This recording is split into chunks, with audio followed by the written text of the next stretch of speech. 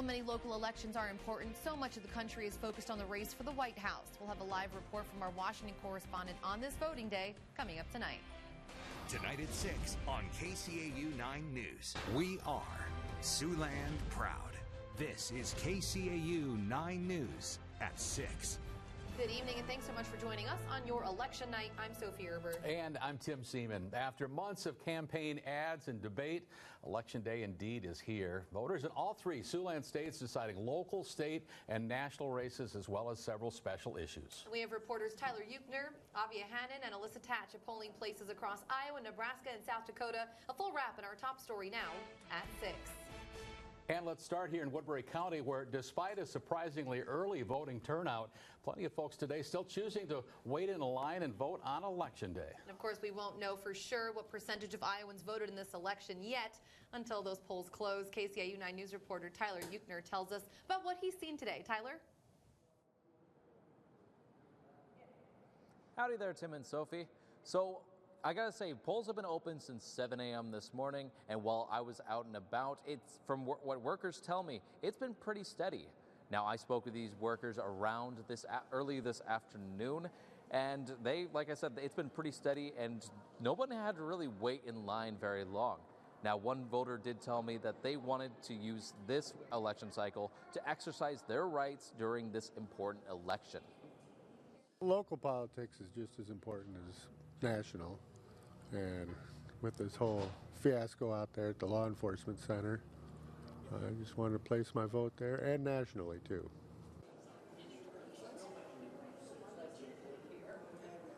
Now, while the polls are going to be closing at 8 p.m., that still means that folks still have plenty of time to go out and vote.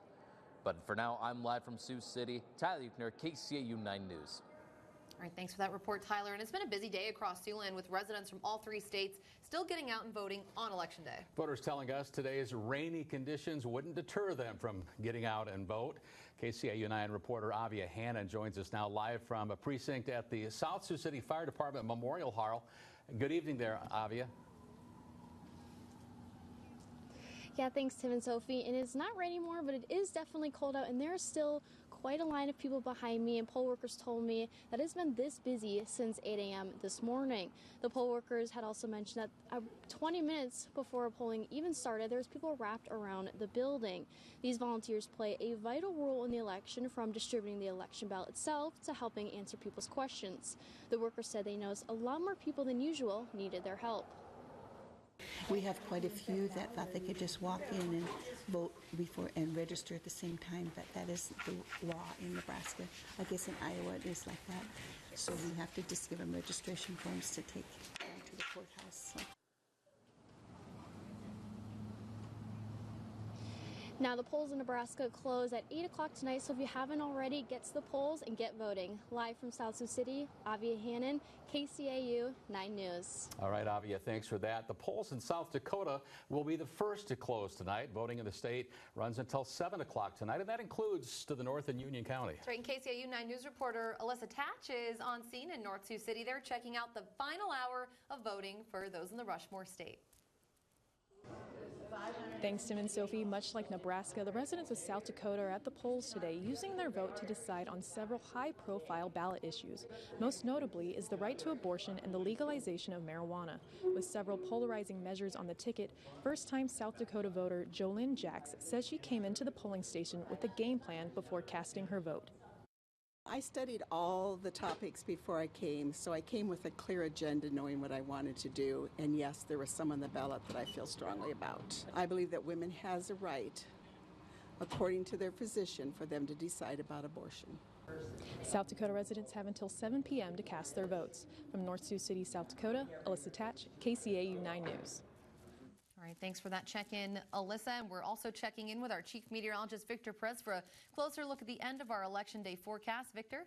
Well, we had a few showers and sprinkles earlier in the morning hours that led to some rainfall, especially in southeastern Siouxland, compared to the rest of the viewing area where we only saw a few tenths.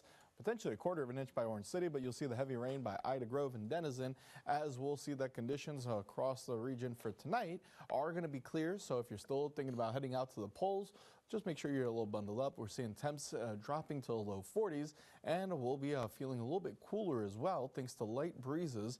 But I'll let you know about how temperatures will be on the rise, but we do see some more showers coming up. Tim? All right, Victor, thanks for that. Like Iowa, Nebraska has served as a Republican stronghold in recent years, but an independent candidate hopes to end that grip this evening. 49-year-old political newcomer Dan Osborne facing two-term incumbent Republican Senator Deb Fischer. And recent polls indicate the race is a close one, so much so that national groups have funneled millions into Osborne's campaign. He told voters he's offering a change in the status quo. Meanwhile, Fisher's family runs a large cattle operation and has banked on votes from the rural Nebraskans for 2 easy wins. Fisher has called Osborne a Democrat in disguise. Nebraska has nearly twice as many registered Republicans as Democrats, but after voting today, Osborne said he thinks his hard work will pay off. I feel good. You know, it's kind of crazy. It's coming to an end today. It's been a wild ride for sure. We've put in a lot of hard work. And, you know, we've done over 180 publicly advertised events. Osborne said that he plans to continue campaigning up until 7:30 tonight, adding he hopes people vote their conscience. Just as a reminder, still time for you to cast your vote here in Siouxland. As we mentioned, polls are open until 7 o'clock local time in South Dakota, while polls in Nebraska are open until 8 p.m. And in Iowa, polls are also open until 8 p.m. And if you don't know where to vote yet, you can either call your county auditor's election office or just go to your state's Secretary of State's website. Absentee ballots by mail in Iowa, along with Nebraska and South Dakota, must be turned in to your county auditor or election offices before the polls close this evening. And we will, of course, have the results as they roll in from your local, state, and national races right here on KCAU 9, along with on our website at SiouxlandProud.com and our free mobile news app. Elsewhere, away from the elections tonight, the new Woodbury County Law Enforcement Center continues to move toward full completion. At a meeting today, we learned that there are just 12 remaining items left for the new jail to be before it becomes fully complete. Since the jail has been open, a punch list of 121 items has been presented to workers there, with 100 of those items now completed. Baker Group's contract is on a month-to-month basis, but there's some discussion today that that could change to a day-to-day and hourly basis in an effort to save some money. The outline that Shane Albrecht just gave us is reasonable. It gets us through the last 2 months that we need to get through, and I'm making an appeal to both of you gentlemen that we work with together on this thing, and we do not shortcut this project like the project was done when the one that is sitting over here was built. The LEC Authority did vote that they will discuss that new contract at its next meeting. That's in 2 weeks. With the holiday season arriving, the Salvation Army is in need of volunteers. The Salvation Army looking for those people to donate their time to ring the bell as well as ring in some holiday cheer. All the money collected helps them finance other programs within the Salvation Army. And with a recent decline in volunteers for the past few years now, they are really looking for your help, especially from November 15th through Christmas Eve. An empty kettle doesn't raise any money, so it's very important to have that smiling face with a bell at the kettle to wish people Merry Christmas and encourage them to give. If you're interested in volunteering your time, we'll provide information on our website on how to do so at SiouxlandProud.com. Results come tonight here at 6. In the next few hours, ballots will start rolling in, or at least the count of them, for the presidential election. It's going to be a long night. We'll check in with our Washington correspondent for a look at how the 2 presidential candidates have spent their day on the campaign trail. That's coming up. But first, let's check back in with Victor. And folks, I'll be letting you know about the cloudier work week extending, more rain chances appearing, and warming and sunnier conditions soon, all with your 9 on 9 after the break. You're watching KCAU 9 News with Tim Seaman, Sophie Erber, Chief Meteorologist Victor Perez, and Sports Director Anthony Mitchell.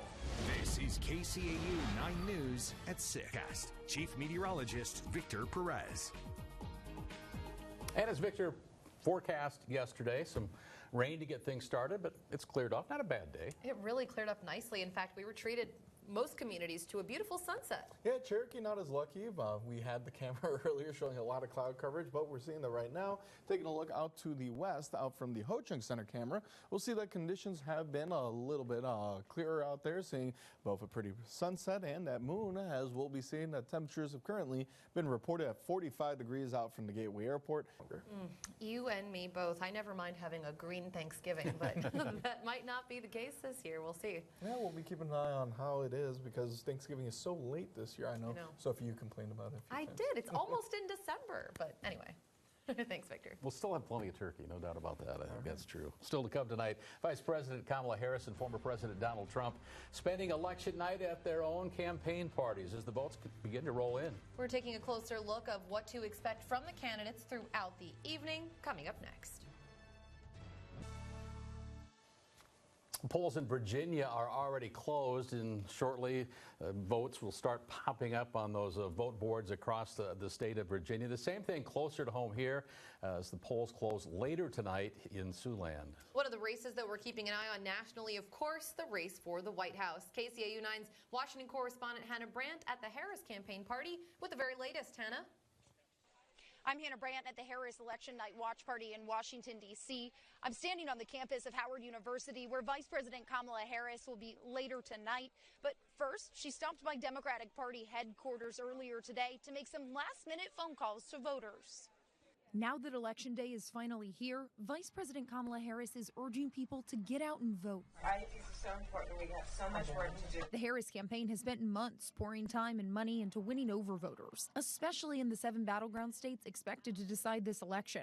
Today, she took to the phones to do interviews with radio hosts in each of those states, including with the V103 morning show in Atlanta. We have two very different visions of the future of our nation, and mine is focused on progress. Mine is focused on investing in the ambitions and the aspirations and the dreams of the American people. And tonight, she'll be watching the results roll in just a couple miles away from the White House at her alma mater, Howard University. It's full circle for me.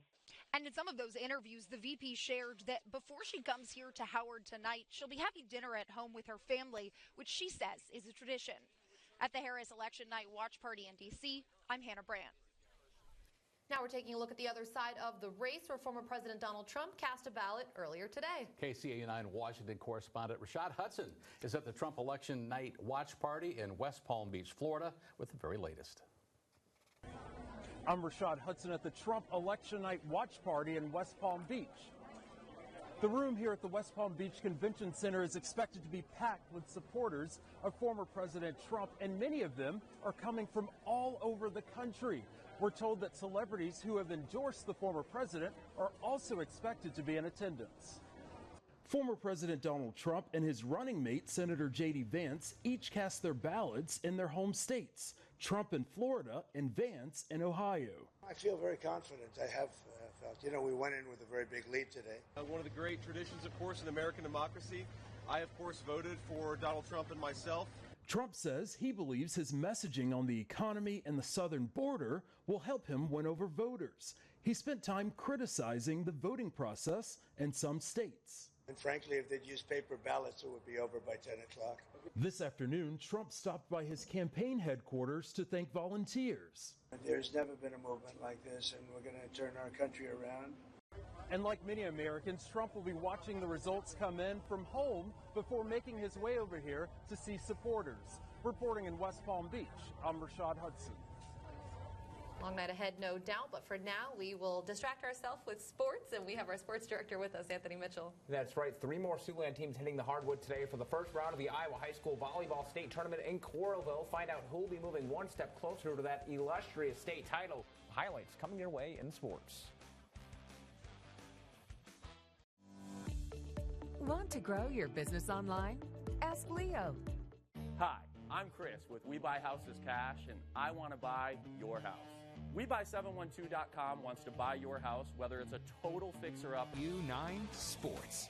Welcome back. Iowa High School State Volleyball action continues with more state quarterfinal round action, starting off with an all-Northwest Iowa battle in Class 3A as Western Christian takes on Sioux Center. Wolfpack up 2-0, aiming to win its 24th consecutive match against Sioux Center. Western Christian moving 1 point closer here with a team block. Warriors, though, not going away just yet. Sioux Center wins set 3 via the ace. Sioux Center avoids the sweep with a 25-17 win in set 3. Set point in set 4 for the number 7 seed. Sioux Center comes all the way back from 2 sets down to force that decisive 5th set. And that's a block for Western Christian that seals the deal. Wolfpack claims set 5, 15-13. Western Christian, they advance over Sioux Center 3-2. They'll play number 3 West Delaware in the semifinal round tomorrow at 2:25 p.m. Back with us tomorrow for all of your high school volleyball state coverage. It's been an exciting weekend. Obviously, the month of November, as you know, just getting started right now. Football coming up right around the corner. A very busy month, not only just for you guys, but here for sports, too. Exciting time of year for us all. Thanks, Anthony. Hey, stay with us. A live look right now from Ottawa. Victor's back to tell us what might happen this evening with the rest of the forecast after this break. A reminder that there is still time to vote tonight if you haven't gotten out. South Dakotans have about a half an hour, and Iowa and Nebraska will follow an hour later, and the conditions don't appear to be too bad. That's right. And if you are in line, we're told when the polls close, they will still let you cast your ballot as long as you're in line before that time. A little chilly, though, for that time tonight. Yeah, starting to cool off, especially with conditions clearing off now, as we'll be seeing that temps are going to be falling to the mid-30s. But if you're going to be out waiting in line, we'll be staying in the 40s for the next couple of hours, as we'll be seeing the temperatures tomorrow rise again to the upper 40s and low 50s, dealing with a little bit more overcast conditions before we see occasional sprinkles in the afternoon for Wednesday and into the early evening. Clear conditions for Thursday before clouds reappear with some more rain for the weekend as temperatures rise to the upper 50s for Veterans Day. So at least we'll be a little bit sunnier and warmer for the holiday. We'll be back in about an hour with the first of our election night updates. That's right. Stick with KCAU all night. We'll see you later.